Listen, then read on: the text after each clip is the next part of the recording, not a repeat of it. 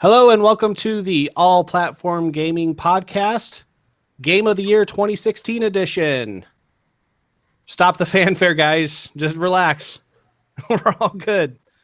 I am your host, William, editor at apg.com, and I have joining with me Mr. Simeon. Hey.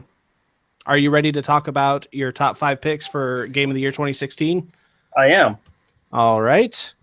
We also have a very enthusiastic looking Shane. Welcome to the podcast. Hi. Shane, did you play 5 games this year? I played like 7. Nice. So you have a pool to choose from. I do. Awesome. And then we also have the amazing Austin. Welcome. That's me. How you doing, guys? They probably can't hear you, but you can comment live because we are broadcasting live on YouTube. So if you feel free, viewers out there, to leave us your comments, and we'll read them on the air at the end.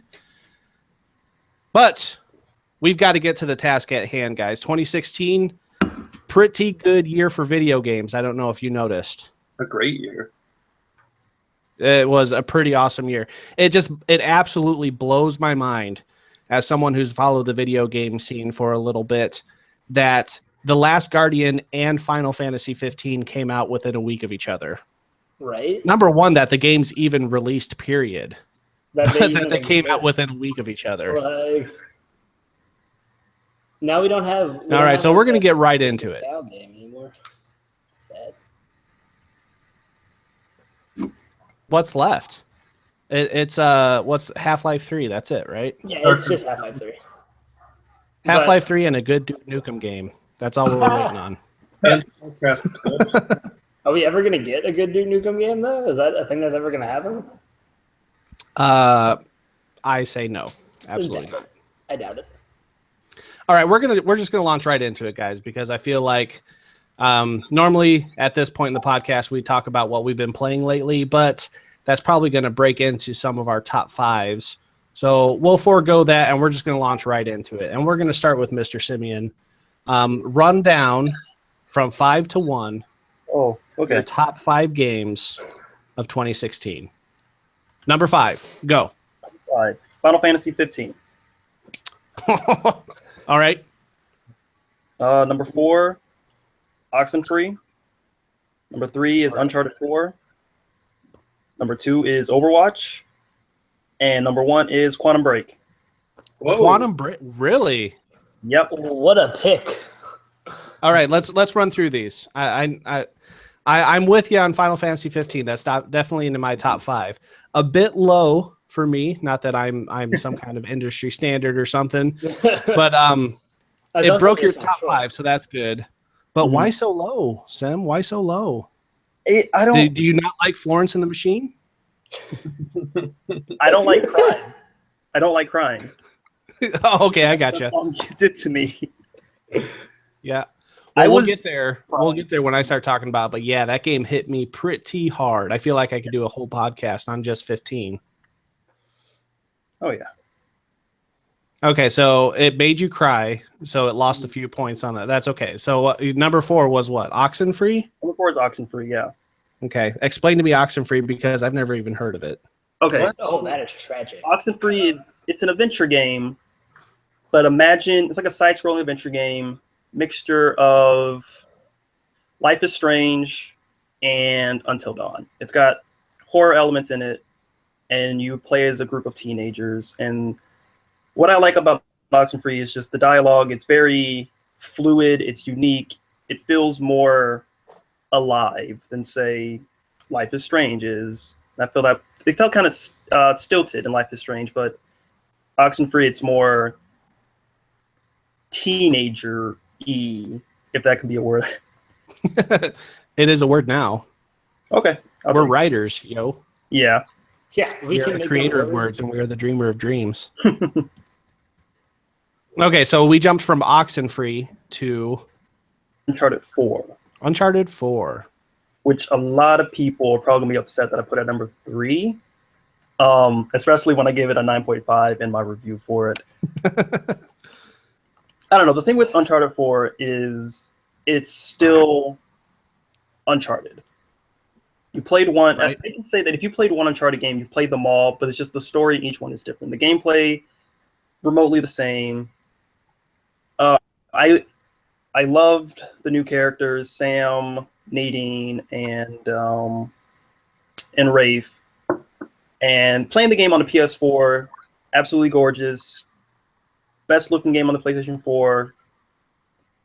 I don't know, that story. What I like the most about the story is the things that I enjoyed the most in Uncharted 3 story. It's more personal. I love the subtle moments with Nate and Elena in Uncharted 4 as much as I did in Uncharted 3. And that's why Uncharted 3 is still my favorite game in the series, with Uncharted 4 right behind it.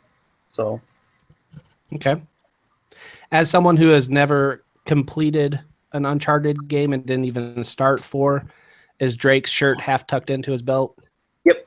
Always. Okay. Then it is an Uncharted game for It is sure. a mainstay. Come on. All right. So we go from Uncharted 4 to Overwatch. Yes.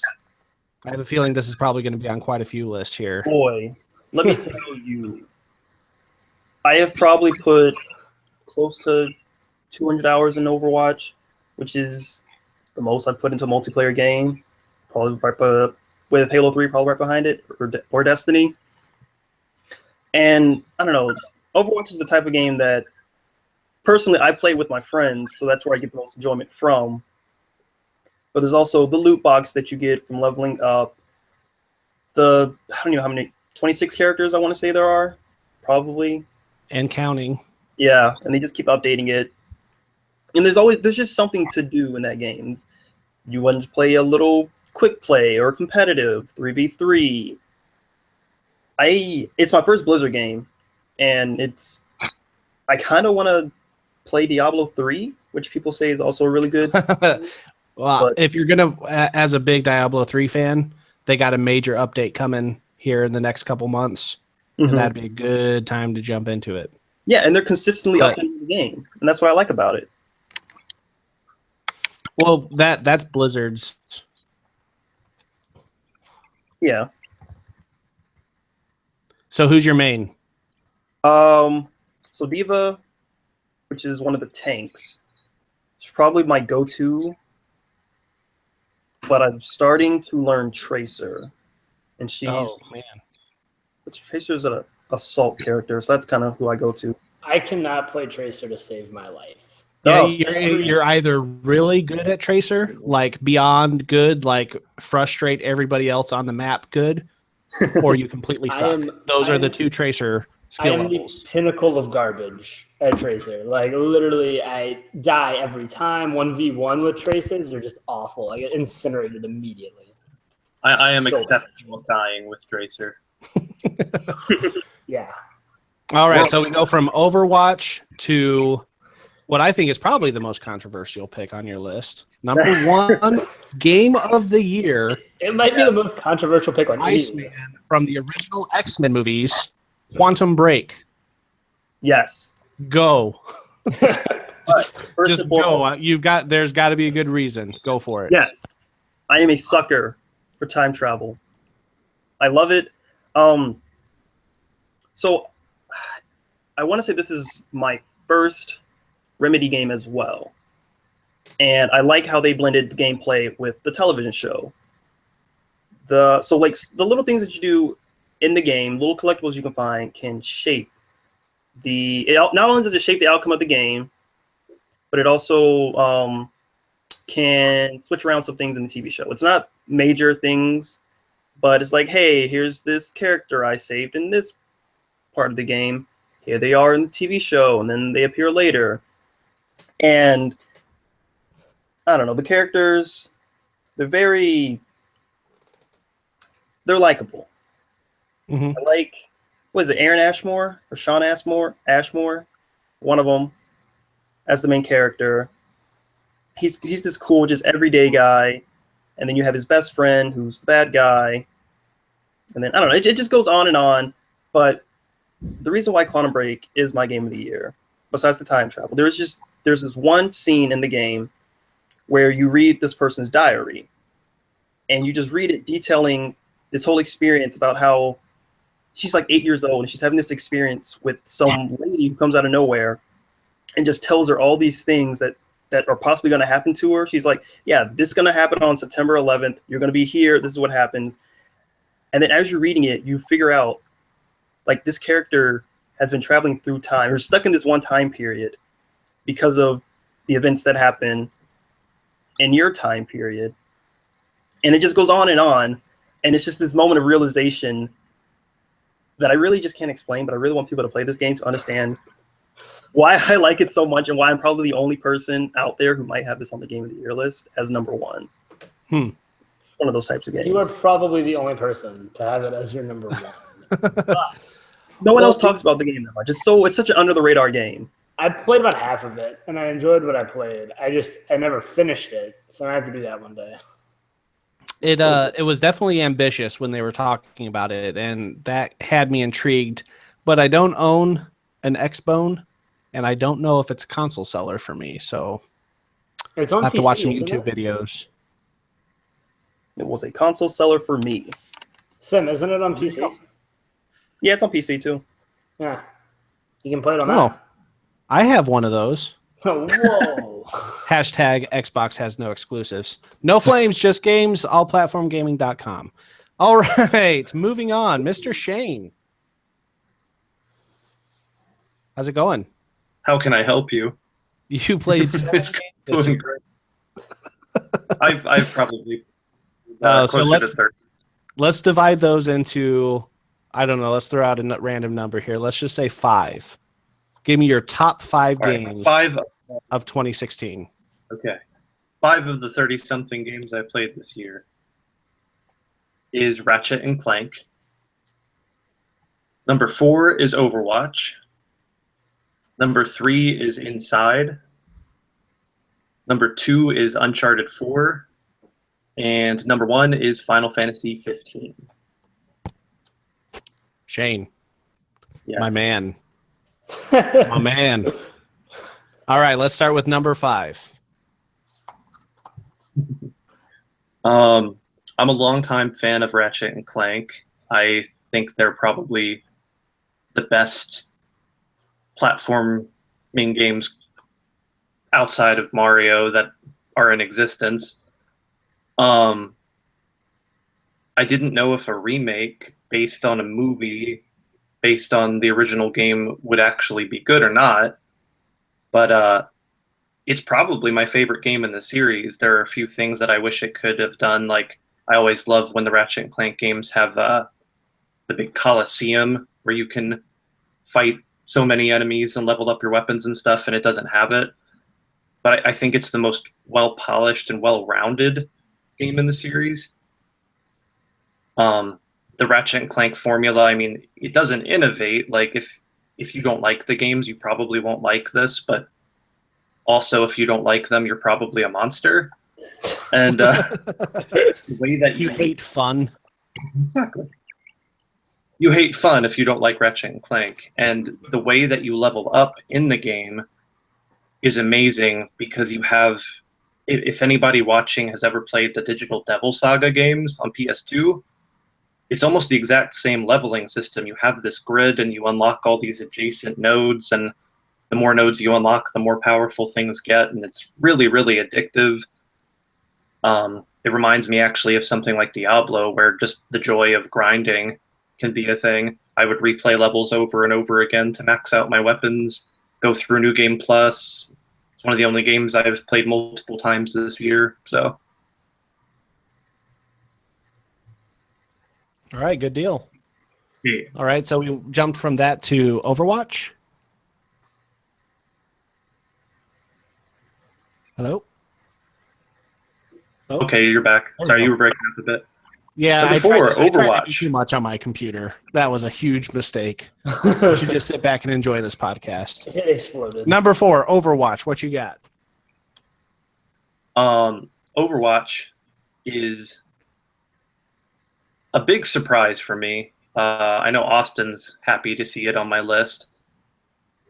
I got it back in May, played it for like an hour and then didn't touch it until a few weeks ago, actually. So it's a really recent addition. Really? I don't like multiplayer shooters. They don't make sense to me. Like I like Titanfall 2 a lot this year, but I tried the multiplayer and I can't even function. I can't even begin to understand the levels or anything. But Overwatch, everything is so accessible. It only takes like maybe 5 minutes to understand the character that you picked, what they do, how their powers interact with other players' characters, and even just, after an hour, you can just hear the footsteps of a certain character coming and know exactly who it is. Like, it's amazing in a design sense what Blizzard has accomplished. They've taken a genre that, because it's so competitive and so old, I think it can be really intimidating, or at least it is for me personally. But they've made it accessible without dumbing it down at all. It's just good design. That's the reason it clicks for me. All right. So then we moved on to what? Uncharted 4? Or Inside. Sorry. Number Inside. 3, Inside. I love creepy stuff. And I liked Limbo, which was Playdead's previous game, but it's a pretty popular opinion that like halfway through the game, Limbo kind of peters out, and that's definitely true. Inside never peters out. It just keeps growing and growing, constantly surprising you. Game this year that constantly pulled the rug out from under me. It's always introducing new mechanics, new ideas, ones, and without spoiling anything, but anybody that's played it all the way through to the end, the final hour or so is pretty much the most insane thing of this year. So, and one of the creepiest things I've ever played through in a game, so I love that game. All right, so then we jumped from... Right. Uncharted 4, half-tuck Nathan Drake. Uncharted 4 is almost as good as The Last of Us. It's praise. That is extremely high praise. Yeah, that I could possibly give a game. I disagree with Sim slightly when he said that all Uncharteds play the same, in the sense that Uncharted 4 actually fixed a lot of my long-standing gameplay issues with the series. I always enjoyed the stories. I always enjoyed the characters. I never liked playing them until 4. 4 took a lot of really important design lessons from The Last of Us. The levels are more open-ended. They're more vertical. Stealth is actually a thing. Like, the old games tried it, but as soon as an enemy spotted you, everybody knew where you were 100% of the time. And in Uncharted 4, it's like The Last of Us. You can hide again. You can lose enemies. You can flank them. It's not bottomlessly deep. Like, we're not talking Metal Gear Solid 5, but I appreciated the added depth of just being able to tackle most combat encounters the way that I wanted. I also like Naughty Dog's approach that they grew from The Last of Us called wide linear, where you've got sections like, not to spoil for people who haven't played it, but like Madagascar, where you've got a much bigger environment than you're used to in an Uncharted game. So, and then I also loved additions like from The Last of Us, where there's actual reasons to explore the environment because there's additional stories, there's journal entries, there's more than just shinies that give you PlayStation trophies to find. So I really, really liked that. And obviously the story is big. That's good to hear, because I haven't played. I started Uncharted 1 when the Nathan Drake collection came out, and I stopped after about 3 hours because the gameplay was just beyond archaic. I'm not one of those guys who dies in a video game and is like, oh, my controller is screwed up or something like that. But there were legit frustrations with the design of that game. So to hear that they kind of ironed some of that stuff out makes me... Maybe I'll pick it up. It'll be my game of the year in 2017. I don't know. Oh, it's so good. Really good. Bruce Straley. All right, then number one. Real quick about Uncharted 4. Bruce Straley, one of the creative directors, was really proud of the meat and potatoes of Uncharted 4. The first demo they showed for it was just general combat and exploration instead of a big set piece. Mhm. And I think that kind of says it all about the improvements. So, Well, good deal. Good deal. What I'm really And then- excited to talk about now. Number one, Florence and the Machine. Final Fantasy 15. Final Fantasy of the 15. Go. Yes. Final Fantasy 15 is not the best game that I played this year, but it is my favorite. I think it's the most interesting game that has probably come out in the past 5 years.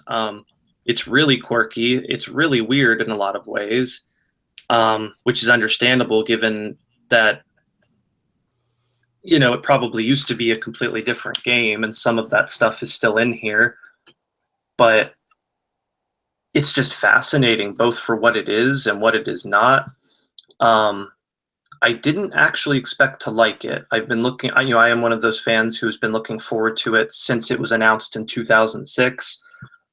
Up until about a week before launch, I wasn't really excited anymore. I thought it looked, I don't know, I thought it looked like a poor man's Witcher 3 or something. And then I played it, and within, half an hour, I fell in love with the characters. The open world and the quest structure is really, really addictive. The camera is garbage, but the combat is actually really fun, and the deeper you get into the game, the better the combat gets. The character progression system is my favorite in the Final Fantasy game, except for maybe the job system and tactics. The big thing, though, and like Sim was talking about, was the story, the emotion, the ending.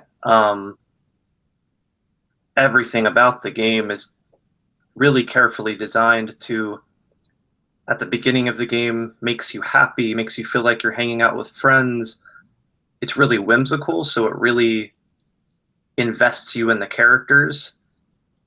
And then, about halfway through the game, it pulls the rug out from underneath you and just keeps punching you in the face after you fell on the ground. It's brutal. I think a lot of I think a lot of RPG fans are going to be surprised at just how dark the game is. I don't think Final Fantasy has actually ever been this dark before at all. And while also being able to be this funny and this weird and this quirky, and I always love things that can be contrasted. So It's an amazing game. It's a weird game. I could talk about it probably for an hour, but I think I've made the official ruling that there's going to be a Final Fantasy 15 podcast here pretty soon. Next week, maybe? Who knows? We'll see. I think that's why I loved it so much, for the exact reason that you're talking about. My favorite Final Fantasy in the series is 6, and 6 has that same contrast of, it's kind of quirky. You fall in love with the characters, even though there's a lot more in 6 than there is in 15. But then that game gets incredibly dark without losing its character. So, yeah. Any other comments, Mr. Shane? Prompto is awesome, and if you don't think so, Prompto has the best line in the game. You're in the same camp as people that don't like Ratchet and Clank. You just don't like the fun. So. Prompto, without a doubt, has the best line in the game. When you're going through, spoiler alert for one of Prompto's lines, but you're going through a dungeon with the Dragoon lady, and you get to the boss area, and he's like, a big wide open room. Surely nothing bad's going to happen here. And I'm like, heck yeah, Prompto. All right, you're okay in my book. Take as many selfies as you need. Correction. The best line in the game. The best line in the game is, "There's no wrong way to love a chocobo." Yeah. Oh, I died. I'll take that challenge, because I can think of at least one. All right, Mr. Austin. All How's right. it going? It's going great. Ready to I'm talk sure about- you've been itching. Yeah, man. Got your 5 top games. 5 ready to go. I played like 20 games this year, and trying to narrow this down was crazy. Nice. So, at 5, I got Pokemon Sun. At 4, I got Final Fantasy 15. At 3, I have Fire Emblem Fates. 2, Overwatch, and 1, Uncharted 4. Okay. All right. First, you're going to have to answer me this question, sir. What is Let's a go. Pokemon? A Pokemon is the American version of the word pocket monster in Japan. Oh my gosh, they're monsters? Yes, you see, they're small little creatures that go in Pokeballs. It's this weird thing. I don't get how it works. It's never been explained. Apparently, Math. it's supposed to be really roomy in there. I don't know. Apparently, there's a lot more math involved than we all ever thought. So much math. All right, so Pokemon Sun, is it Sun or is it Moon? It's Sun for me. Okay. I bought Sun. I think whatever. It's Sun, Moon, whatever. I don't care. The benefit to Sun is that you play in the daylight for when you're playing during the day, like a normal human being. Okay. Well, in Moon, during the daytime, it's night in the game. And then in Sun, it's day during the day, like a normal human being. I hate that. But yeah, for me, Pokemon Sun was a game that like everybody else is getting really excited about. And I was like, yeah, it's more Pokemon. Okay. I'm not like, I'm a big Pokemon fan, but not like the biggest Pokemon fan or anything. But Sun does some really weird things. And like midway through the game, it takes this like crazy 180 turn, like goes in this completely different direction that I was not expecting to happen. And it just gets crazy. And I really love the story and what's going on with it because it's insane. And I haven't completed it yet because I'm stuck on the stupid fight that's taking me forever and it's really hard. But everything else, like everything about the game has been great. The gameplay improvements have been really fun and the new Pokemon are great compared to like Gen 5 and 4. They're terrible new designs in my opinion. Here's a key with eyes and wings. Okay, so yeah, exactly. I mean, but some of the new ones are actually genuinely good. Like Toucannon, that Pokemon is great. It's a toucan that has like a mean mug face, and it's perfect. Right. It's Pokemon Sun surprised me. I didn't expect to like it as much as I did, and I've really, really enjoyed it so far. I have one more question. Go Did for you it. mean to say Pokemon Go and just said Pokemon Sun instead? Pokemon Go is at like 6. Like Sun's here, Go's like right. Honorable mention, number 1. Yeah, it's Pokemon Go. Pokemon Go is really good because of the experience of it all. But Oh, man. We'll have a Pokemon Go podcast, too, after yeah, we're done Pokemon with Go the is 15 great. Shane, podcast. you stop it. All right, so jump to number 4. How did Pokemon 15? Oh, my goodness. Final Fantasy 15, how did that hit you? I mean, Pokemon 15, that'd be a neat thing. It's doable. Yeah. Final Fantasy 15 is a game much like Shane said, it's a game that I didn't particularly think I was going to enjoy. Everything I played the demo that came with Type O, and I hated it. I dabbled in the Platinum demo a little bit, didn't really care for it. Which is even worse. Yeah, none of it really caught my attention. All the stuff I had seen of it, I was like, this doesn't look that great. I was fully expecting it to fail and not be any good at all. But then I played it, and there's a lot of things I don't like about it. Like, there are a lot of issues that the camera is awful. So many times I was caught, like, fighting trees. That's what it felt like. I was fighting creatures, but all I could see was trees, and it drove me crazy. Chapter 13 is terrible. There's a lot of things I don't care for in that game, but I kept coming back and I kept playing it, and I was just like completely engrossed in the characters and the story and even the combat that like I didn't think I was going to enjoy when I first started playing it. Gets so much better as the game progresses because you learn it, you get the hang of it, you get better weapons.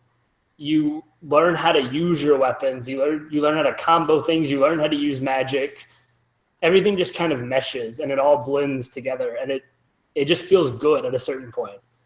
And then, I mean, of course, the story is just, I mean, it's one of those that, like Shane said, it just keeps kicking you and kicking. It's like, oh my God, stop. Like, but it's also really fun and whimsical. I like the use of the word whimsical a lot, because a lot of moments, and I mean, Altissia as a city is just insane. It is the most beautiful city in the world. Like, it is awesome. The drive up to Altissia is pretty sweet too.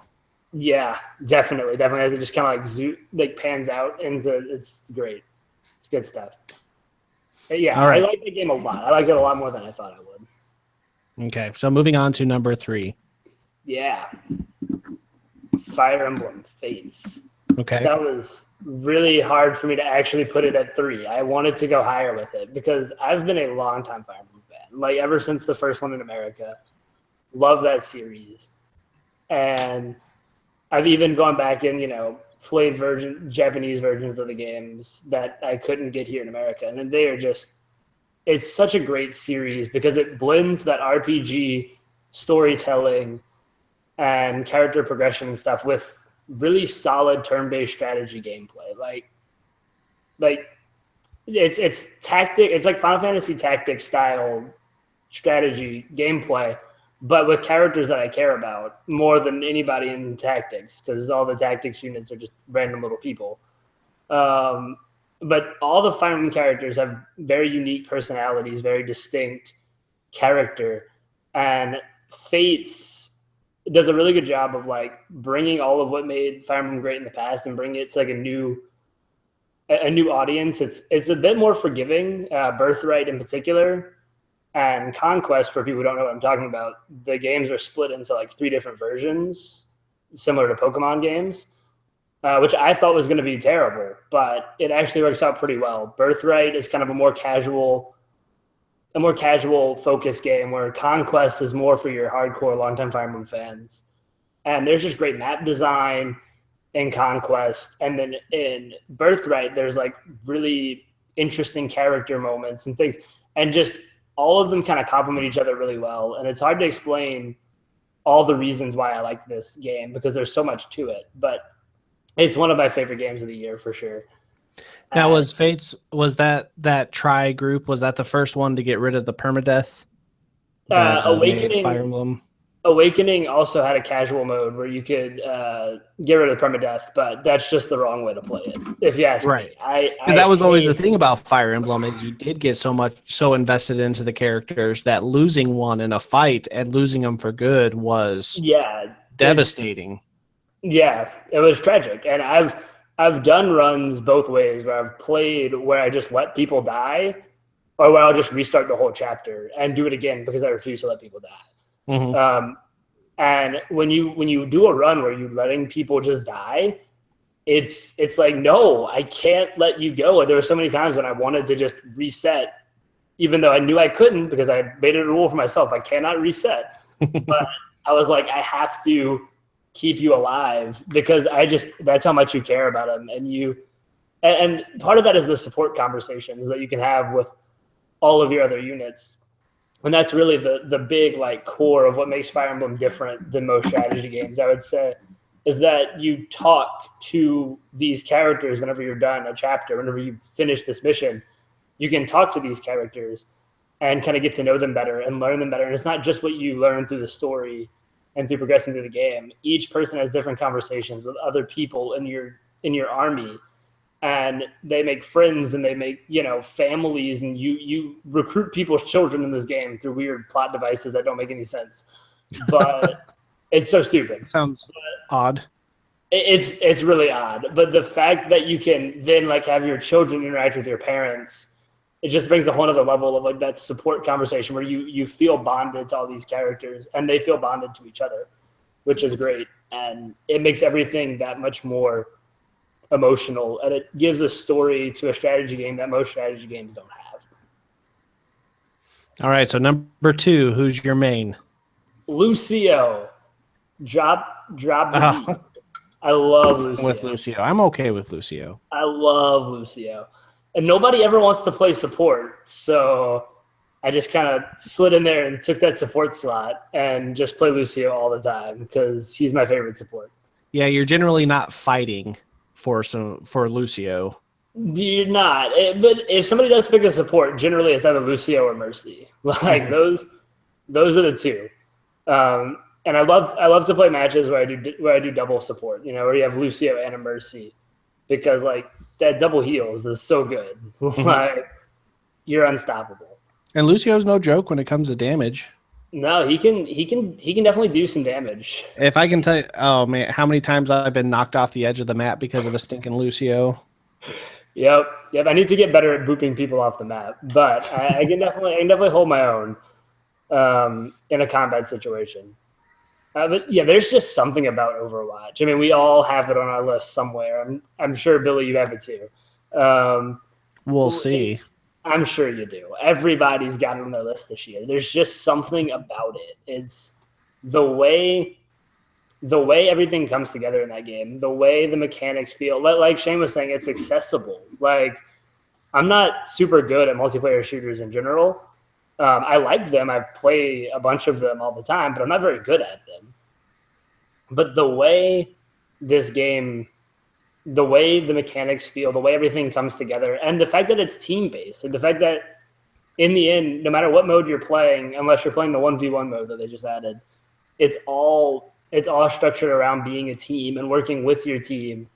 And you always feel like you're contributing to the match in every situation, because you have a role and you fill that role, and everyone can be useful at that point because you're doing something very specific, either healing, you're trying to deal damage, you're trying to set up a defense, whatever it is though, like you have a purpose and you don't feel useless. And I think that's very key to making me want to keep coming back to the game, is making me feel like I have a purpose.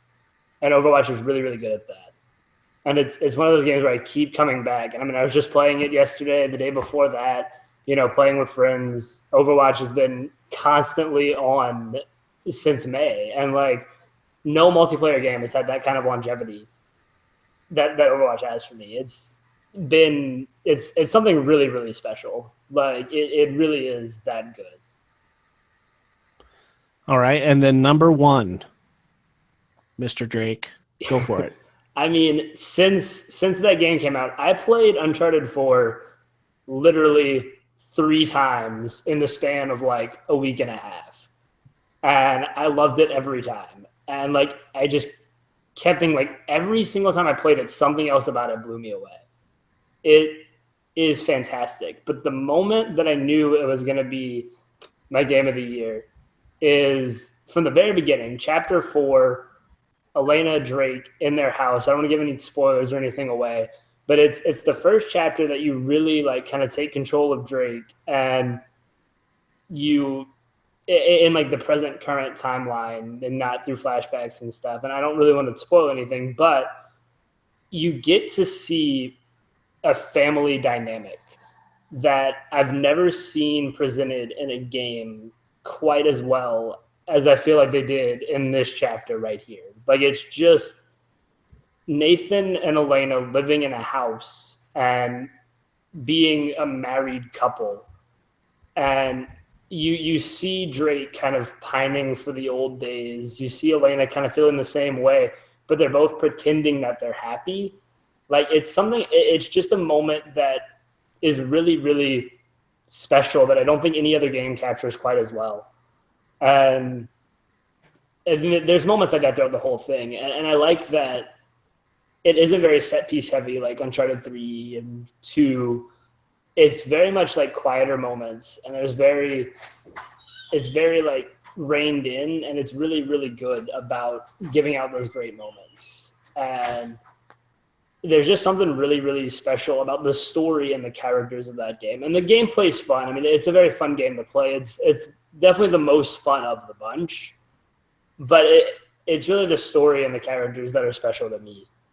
And it's what makes that game the top of that list, is how good Naughty Dog is at writing. And I would say it's on par with Last of Us. Not even like almost. Like, I'd say it's right there with it. Guys, I think I should probably play Uncharted 4. I really think you should. It's real good. Turns out Naughty Dog knows how to make a game. Yeah, they're pretty good at it. I can't wait for 2019 when I get to play The Last of Us 2. It's going to be a really good. It's going to be on all of our top 5 lists. I'm sure it will. I'm sure, as long as I don't blow it. I'm definitely one of those people who believes that game does not need a sequel, but I'm more than excited to see it actually happen. But Naughty Dog's done nothing but given me absolute faith that they can knock it out of the park. Exactly. I mean, I 100% agree with that. I don't think it needs one, but man, am I excited to play it. Like, yeah. Definitely. All right, guys, we'll run through mine. And since I don't have a webcam and my picture just says APG, this is the official APG list, my list. Oh, okay. No, not quite. But I'll run through my 5 real quick. There'll be some repeats, so I won't rehash too much of what already has been said. But for me, number 5 would be World of Warcraft Burning Legion, or Legion, whichever you prefer to call it. But it was the expansion pack that made World of Warcraft brought it back for me. I am echoing on someone's I think that's Shane. Shane. Shane, is that you? Shane's trying to sabotage my list. You know that's how it is. Let me try muting. Hey, there we go. Okay, let me gush on World of Warcraft for a minute. They really I'm a big MMO guy. I'm the MMO guy at APG, and World of Warcraft is one of those too big to fail type situations, but yet everybody hates on it just because it's big. But man, they knocked it out of the park with Legion. It is really good. I think after playing it for about 15 minutes, sit out who put George R.R. Martin into my World of Warcraft. I mean, the story that they tell is one that they absolutely had to tell for a game that's been around for we're upwards to 12, 13 years. I can't think of the actual how long they've been there, but it's the story they needed to tell, and they just it's World of Warcraft. It's Blizzard. They can take all the phenomenal ideas from all the junky MMOs that get thrown out there and combine it into one super amazing MMO. So that was definitely number 5 for me. Number 4 is another Blizzard game, Overwatch. Ever heard of it? It was on my list. I am a Junkrat, without a doubt. I love setting my little mines at the edge of the map and watching people come in 3 or 4 at a time and just sending them off the edge of the map. It is, without a doubt, one of the greatest gaming experience I've had. And again, not to echo back too much of what already has been said, but it is just super accessible person competitive play multiplayer game. And I haven't had that super frustrated at some 5th grader telling me what he's going to do with my grandma after being killed. There's really, I don't see that. Blizzard takes good control over that. They even put in that emote when you typed in something super annoying, it would come back as that you complimenting them. It's Blizzard. They know how to make games too. They do a pretty good job. Number 3 is Dragon Quest Builders. The only thing that equals my love for Dragon Quest Builders is my absolute hate for Dragon Quest Builders. It was extremely polarizing for me. I both loved and hated it at the same time, but the reasons I loved it far outweighed the reasons why I hated it. I mean, come on, it's Minecraft mixed with Dragon Quest. That it's a win-win situation. I mean, it doesn't have the traditional Dragon Quest turn-based battle system. It's all the battle system is without a doubt the worst part of that game.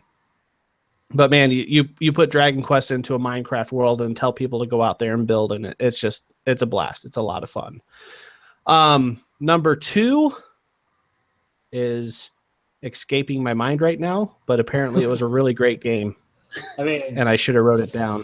Super great. Go through phenomenal games this year. Oh yeah, there you go. Dark Souls 3. Oh yeah, that one. No one else had Dark Souls 3 on their list. Super disappointed. I don't like Dark Souls, so. But Dark Souls, for me, for a gamer who doesn't have a lot of time to play because I have a lot of other things going on at the same time. My list is kind of defined by games that were able to hold my attention and bring me back to completion.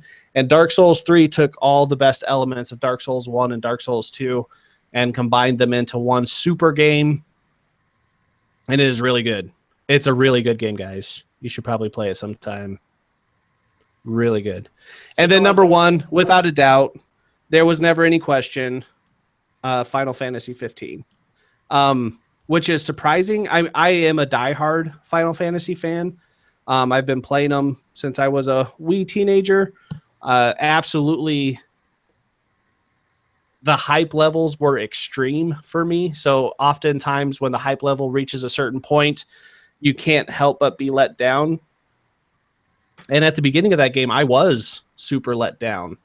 The battle system's great. High level Final Fantasy 15 battling is phenomenal. It's so much fun to watch. It's so much fun to play. You get the you get the feeling that you are a superhero the way you're flipping around and warping and shooting off magic. It's great. The battle system's great. What super let me down was the storytelling, not the story. The storytelling. The method that they choose to tell that story blew my mind in a bad way.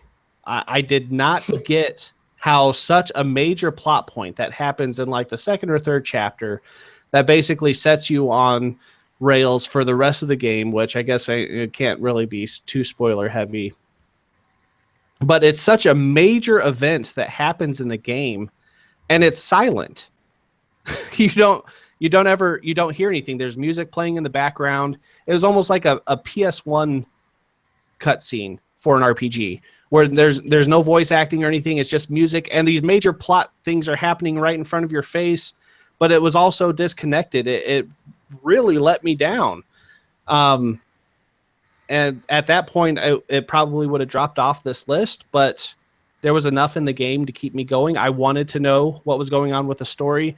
There were still a lot of choppy elements to the story, but then Chapter 13 happened, which I didn't mind so much. But then right after Chapter 13, I was so emotionally affected by that game. I had to put it down. I had to get up and walk around. My wife's looking at me like I'm a madman. She's like, why aren't you playing your game? This is the one you've been waiting for forever. And I had to step away for it for a day because it affected me. It hit me so hard that it blew my mind. Man, how do you talk about it without being spoilery? I know. It's really tough, but it hit me so hard because it was... I had such a real feeling of being so upset with myself for not saving more pictures. And that makes sense for people who've played it, does it not? Yeah, it makes a lot of sense. Like when I was flipping through the pictures and I'm just like, oh my gosh, this part is so annoying. You know, I don't make me say, okay, I'll save every picture of my group at a special place. Or I got one of Ignis down with his head stuck in the ground doing something. I have no idea. I saved that one, of course. That's so at a certain point in the game, I felt so bad for not taking and saving more pictures that I walked away from the game for 24 hours. Well, we're going to do a Final Fantasy 15 podcast and we'll hash this out. That way people who want to avoid spoilers can listen to this and realize that it's an amazing game. Square did an outstanding job.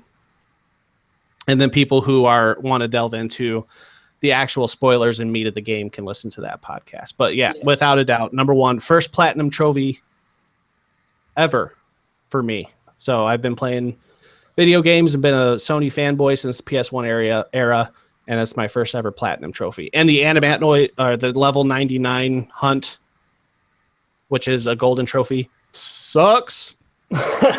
Super sucks. Is it worse than Jack? Nothing about that game. Like when you find out what the final hunt is, it's like, oh, this is going to be so awesome. Then you actually do it, and it sucks. 3 hours. 3-hour fight for me. And it spanned, I played for about an hour and then put my PlayStation into rest mode, slept, and then came back and finished it the next day. It's Easemat all over again. Ugh. It wasn't. That game had built you up so much, and there are some awesome higher level hunts where you're flipping all around the screen, and you can get one shot if you stand around too long. But then you get to adamantoids, and it's like it's almost impossible to die, and it's just you're going to chip damage this guy for 3 hours until you're done. I don't know of any other way to do it without it lasting a super long time. So, hey, but I got my platinum trophy. So that's what counts. That's all that matters for me. All right, well, we won't keep you guys too much longer. We're starting to do these podcasts live, so if you'd like to participate, you can watch us live and put in your comments down at the bottom. We'll read them live on air. If not, you can leave a comment watching the video. Tell us what your top 5 is for the year. And if Final Fantasy 15 is not your one, already disregard it because it's not that great. Unless it's Pokemon Go. Pokemon Go or Final Fantasy 15. I guess me and Sim's list. Mama. No thanks. No thanks. Yes. All right. Well, thank you for joining us. All right. We'll do it again next week. Shane, final comments?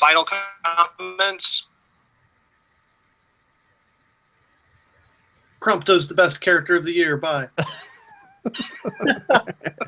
All right, guys. Thanks for stopping by. We'll see you next week. May's the worst.